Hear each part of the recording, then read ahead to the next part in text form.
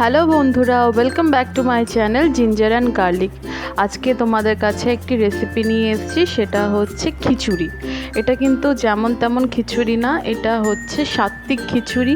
তেল থাকবে না, হলুদ থাকবে না, কোনো ফোড়নও থাকবে না। তো এই খিচুড়িটা কেমনভাবে করা হয় সেটা আমি তোমাদেরকে বলছি। আজকে এই খিচুড়িটা করার সবথেকে বড় কারণ হলো আজ শ্রাবণের প্রথম সোমবার। তো আমি শ্রাবণের প্রথম সোমবার যেহেতু উদযাপন করছি, তাই আমি এই খিচুড়িটা বানিয়ে খাচ্ছি। মূলত এই খিচুড়িটাতে আমি তেলের কোনো ফোড়ন দিই না।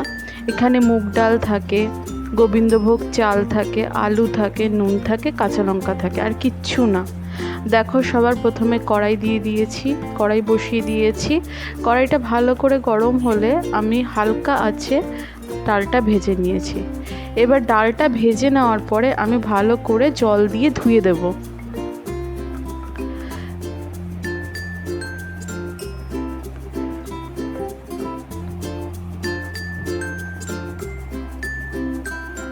এবার দেখো, ডাল ধোয়া তো হয়ে গেছে।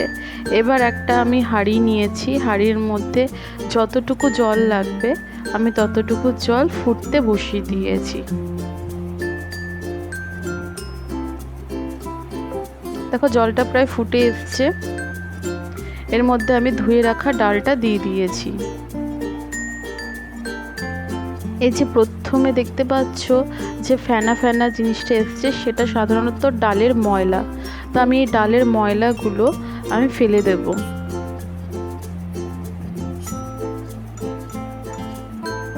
আমি হাতার সাহায্যে এই ডালের ওপরে থাকা ফেনাগুলো ফেলে দিলাম।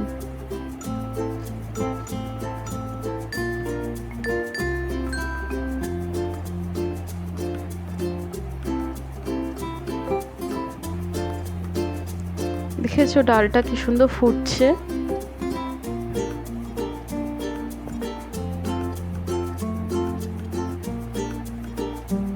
ঠিক এই স্টেজে আমি লম্বা লম্বা করে কেটে রাখা আলুগুলো দিয়ে দেব।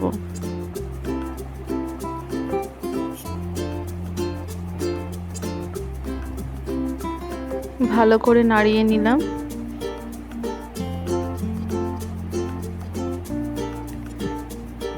এবার ঢেকে দেব প্রায় 10 মিনিট এর জন্য, প্রায় হালকা সিমে। 10 মিনিট হয়ে গেছে। এবার আমি ঢাকনাটা তুলে নিলাম। দেখো, আলুটা প্রায় হয়ে গেছে।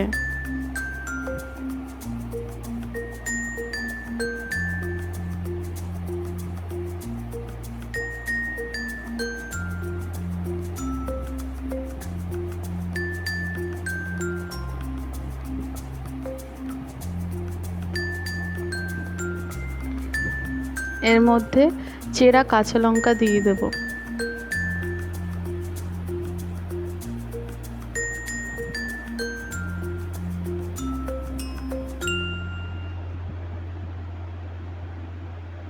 একটু নাড়িয়ে নিলাম।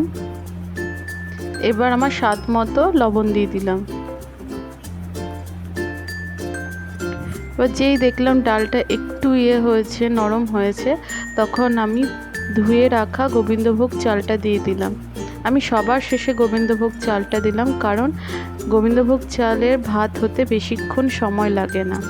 তাই আমার ডালটাও প্রায় হাফ হয়ে গেছে, আলুও হাফ হয়ে গেছে। এবার আমি গোবিন্দভোগ চালটা দিয়ে নাড়িয়ে দিলাম।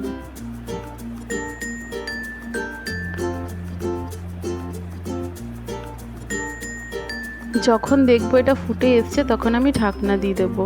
প্রায় 10 মিনিটের মতো দমে রেখে দেবো হালকা আছে।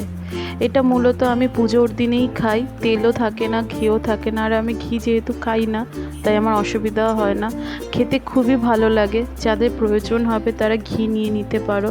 খুবই টেস্টি খাবার। এটা সাত্বিক ভোজনের মধ্যে পড়ে।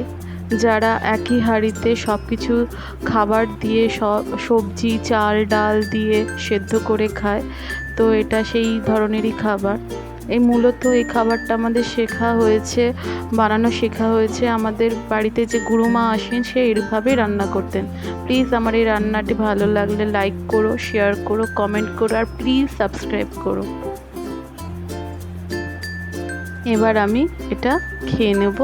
আজ যেহেতু